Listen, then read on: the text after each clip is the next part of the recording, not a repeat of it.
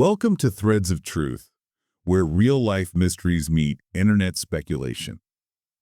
Today, we're heading way up high, into the Canadian Rockies. Picture this grand, almost castle-like hotel nestled among the peaks. The Fairmont Banff Springs in Alberta is really something else. Absolutely. A place known for luxury, incredible views, but also for some pretty chilling rumors. That's right. And we've been looking through, quite a bit of material you sent over. Old articles, local stories, even some architectural bits and pieces. All pointing towards one specific spot in this massive place. The 8th floor. And this persistent whisper about a room number, 873. Room 873. The missing room. The story goes something terrible happened there. A tragedy, yeah. So bad, supposedly, that the hotel just made it disappear, sealed it off. So it's not on the map, not officially there, but it definitely casts this long shadow. And that's what we're going to explore today, isn't it? We want to really unpack the legend, look at the creepy stories associated with it. Right, the things people say happened that supposedly led to it being closed off. And then sort of contrast all that folklore with what the hotel actually says, the more rational architectural side of things. Try and pull out that thread of truth. See how the ghost story and maybe the blueprints line up, or don't. Okay, so to really get why this legend is so potent, we probably need to understand the hotel itself first, its history. Good point. I mean, the Banff Springs isn't just any hotel. It's huge, iconic. Building started way back 1888. By the Canadian Pacific Railway, the CPR. And you have to remember why they were building places like this. It wasn't just about putting up a hotel, was it? No, not at all. The CPR was building a whole experience. They wanted wealthy travelers, people from Europe, from the US, to take their trains across Canada. And these hotels were the destinations, like jewels along the railway line. Exactly. Grand hotels like Banff Springs, Chateau Frontenac, these huge castle-like buildings. They were designed to impress, to offer luxury right in the middle of the wilderness. That whole Scottish baronial style, it makes it look ancient, like it's always been there, even though it was new construction then. It was a very deliberate choice, gave it instant history, gravitas. But imagine building that stone castle, basically, in the Rockies back in the 1880s. The sheer effort involved adds to the mystique. For sure. And a place that old, that big, operating for over 100 years. Constantly full of guests, staff, millions of people passing through. It's bound to collect stories, Yeah, makes sense. So the legend of Room 873, it didn't just pop up out of nowhere. It kind of attached itself to a place that was already seen as, haunted. That's really key, isn't it? The hotel already had this reputation long before anyone was talking about Room 873 specifically. Globally known for it, actually. Definitely. There are a couple of really famous ones that sort of anchor the hotel's ghostly reputation. Like the Ghost Bride? Exactly, the Ghost Bride. That's probably the most famous. The story goes, back in the late 1920s, maybe early 30s, a bride tripped on the big limestone staircase. Wearing her wedding dress. Yes. Fell, broke her neck, died right there. Tragic. And people, guests, staff, they still report seeing a figure, drifting on that staircase, or lights flickering in the ballroom where her reception was supposed to be. It's such a sad visual story. And then there's the other famous one, Sam the Bellman. He sounds a bit friendlier. Oh, Sam McCauley. Yeah, he's almost a beloved figure there. He was a real person, a long-serving bellman, worked there for ages, apparently loved the place, passed away in 1975. And the story is, he still helps out. That's what people report again and again. Guests get lost, or maybe their key card isn't working, or they need help with bags. And this older gentleman in an old style uniform just appeared. Helps him out, very polite. And then poof, he's gone. They describe him to the staff later, and the staff say, oh, that sounds like Sam. Wow. So you've got this backdrop, this environment where ghosts are almost expected, or at least accepted, as part of the hotel's character. Pretty much. So when you have an architectural oddity like a missing room number on a floor, it's not going to be seen as just a numbering quirk. Exactly. It immediately gets filtered through that lens of the supernatural. The stage was perfectly set for a really dark, really specific legend like Room 873 to take root. Okay, so let's get into that core legend, the event that supposedly started it all. What's the story there? Well, the folklore, the story that's passed around, is grim.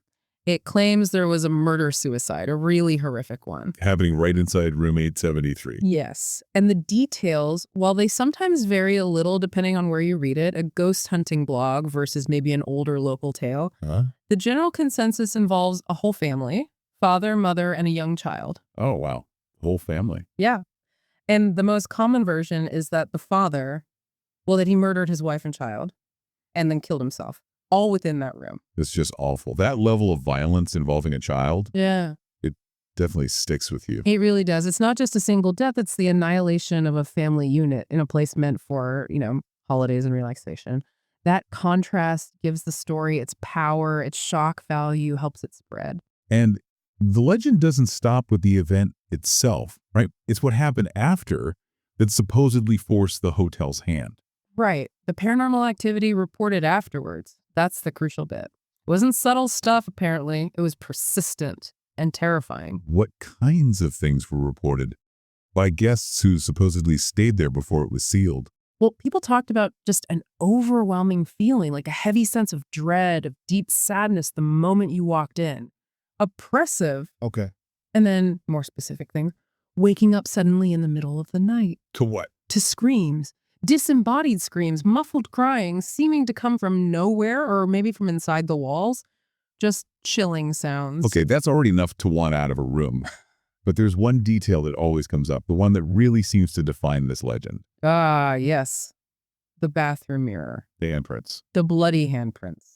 Specifically, the story says the handprints of the murdered child. But that really disturbing part is they wouldn't go away. That's the claim. Housekeeping would scrub that mirror spotless. Check it. Double check it. Clean. And then, Maybe the next day, maybe even just hours later, a small, faint, reddish handprint would start to reappear, slowly manifesting on the glass, as if from nowhere. oh, that's properly creepy. Imagine being the staff dealing with that. Exactly, that defiance, The idea that the haunting couldn't just be wiped away, cleaned up like a normal spill. That's what supposedly made the room unusable from a business perspective. So, faced with this relentless, horrifying activity, Yeah. the legend says the hotel did something drastic. Extremely drastic. Not just locking the door, not converting it to a storage closet. No. The story insists they took the extraordinary step of physically erasing the room, sealing the doorway with bricks, covering it all with drywall and plaster, hiding room 873 inside the wall, essentially. Sacrificing that valuable hotel room space just to contain whatever was in there. That's the narrative. The spirits or the energy or whatever it was so powerful they had to entomb it. And this is where the supposed physical evidence comes in, right? Stuff people point to today. Uh-huh. Because even decades later, people who go looking for the spot where 873 should be, they report seeing things. Like what? Like a faint outline, where a door frame might have been, maybe the plaster looks slightly different, or there's a subtle indentation in the wall right between 872 and 874. So that visible little oddity, that blank patch of wall, becomes proof for believers. It's not just a wall, it's the cover-up made visible. Yeah. And then when you ask the hotel staff about the missing number, what do they say? the standard answer, reported over and over, is basically denial. There is no room 873, or the numbers just skip on this floor. Which, of course, just makes it sound more suspicious if you're already leaning into the mystery. Precisely. That deflection, whether it's true or just policy, feeds the idea that they're hiding something. Okay, so if the room is just gone, sealed up, why do these stories keep going? Why do they evolve? This is where the internet and, modern interpretations come in, isn't it? Absolutely. That blank space on the wall combined with such a specific, gruesome story, it's fertile ground for theories. People love to debate why it was sealed. So what are the main theories floating around? Well, the first big one, especially popular if you're maybe skeptical about ghosts but believe something bad happened, is the dark cover-up theory. Or you could call it the corporate liability theory. Meaning it wasn't about ghosts at all. Right. It was purely about managing a PR disaster. Think about it. A horrific family murder-suicide in your luxury hotel, that's catastrophic for business, reputation, bookings, everything. Especially back then, maybe before news spread instantly online. Exactly. So this theory suggests the quickest, most decisive way to handle it, to protect the brand and avoid lawsuits or endless bad press, was to just erase the scene of the crime, brick it up, plaster it over, deny it ever happened. So the ceiling wasn't paranormal, it was damage control. Yeah. And the staff denial today is just continuing that decades-old policy. That's the idea. Protect the hotel's image and bottom line. Okay. Then completely the opposite end of the spectrum. Is the pure paranormal persistence theory. This is the one you'll hear more from, say, ghost hunting groups or people really invested in the supernatural side. And they take the reported experiences at face value. Absolutely. The handprints, the screams, the cold spots, they see that as genuine evidence of a powerful, maybe even malevolent haunting. And for them, the act of breaking up the room is actually proof of the ghost. Yes, because why else would a major hotel sacrifice prime real estate like that? It suggests the haunting was so extreme, so uncontrollable, that normal methods, maybe even attempts at cleansing or exorcism, failed. So the ceiling wasn't a cover-up of a crime, but a desperate attempt to contain spirits that were just too strong. Too strong to be simply managed, yeah. They had to physically wall it off. Interesting. Okay, what else? There are other ways people interpret this, right? Uh-huh. There's a really fascinating one looking at it through the lens of urban legend psychology. How does that work? This theory suggests that maybe the super specific story of the family murder in 873, maybe it didn't happen exactly like that, or maybe not in that specific room. So it's more like a composite story. Sort of. The idea is the human mind likes neat narratives. The hotel already has all these other ghost stories, right? The Bride, Sam, maybe dozens of smaller, vaguer reports of weird feelings or noises over the decades. Okay. Instead of remembering 50 little unrelated spooky things, people tend to latch onto the most dramatic, most memorable story, the family annihilation, and attach it to the most obvious physical anomaly, that blank wall where 873 should be. Ah, I see. So all the general spookiness of the hotel gets condensed and focused onto that one spot with this one really potent horror story. Exactly. It's like collective attribution. Makes the legend stronger, easier to tell, easier to remember. It becomes this perfect, chilling piece of Canadian folklore, even if its origins are more blended. The story becomes a kind of container for all the building's history and unease. That makes a strange kind of sense. And then there's the more maybe cynical view. The marketing myth theory. Yeah, this one's very much about modern tourism. The idea being the hotel likes the mystery. Or at least doesn't mind it.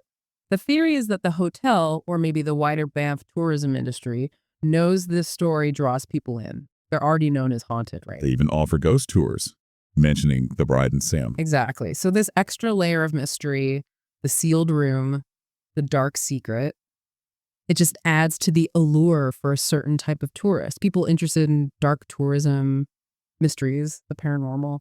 So maybe they don't actively spread the murder story, but they don't go out of their way to debunk it either. The ambiguity is good for business. That's the argument. The fact that there's no easily found official record of the family murder actually helps the myth persist.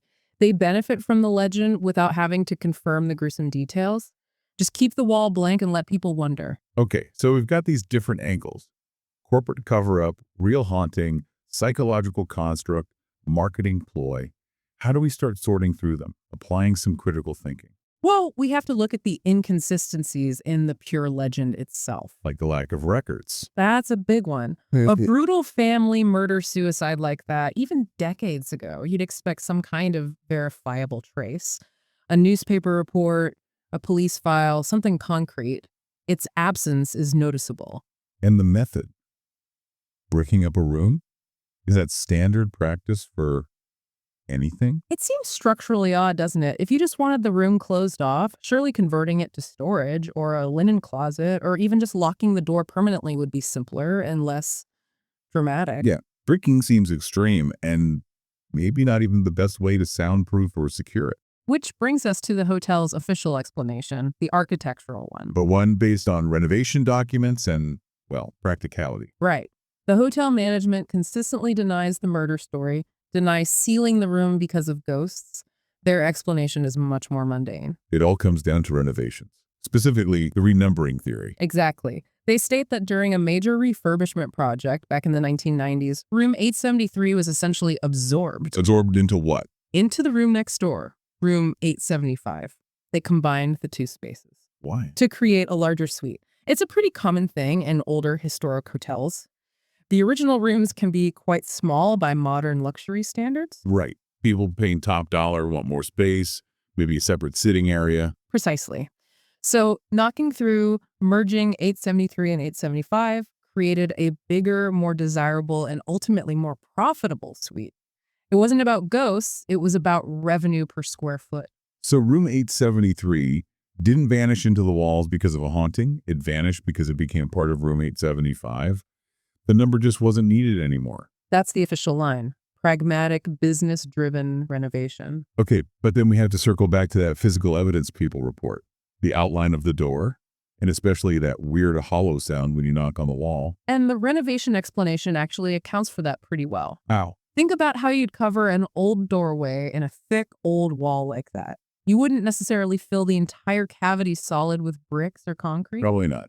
You'd likely frame it out, maybe put in some insulation, then cover it with drywall or plasterboard and blend it into the surrounding wall finish. Okay, I see where you're going. So when someone knocks on that section of wall, they are knocking on a spot that covers a former opening.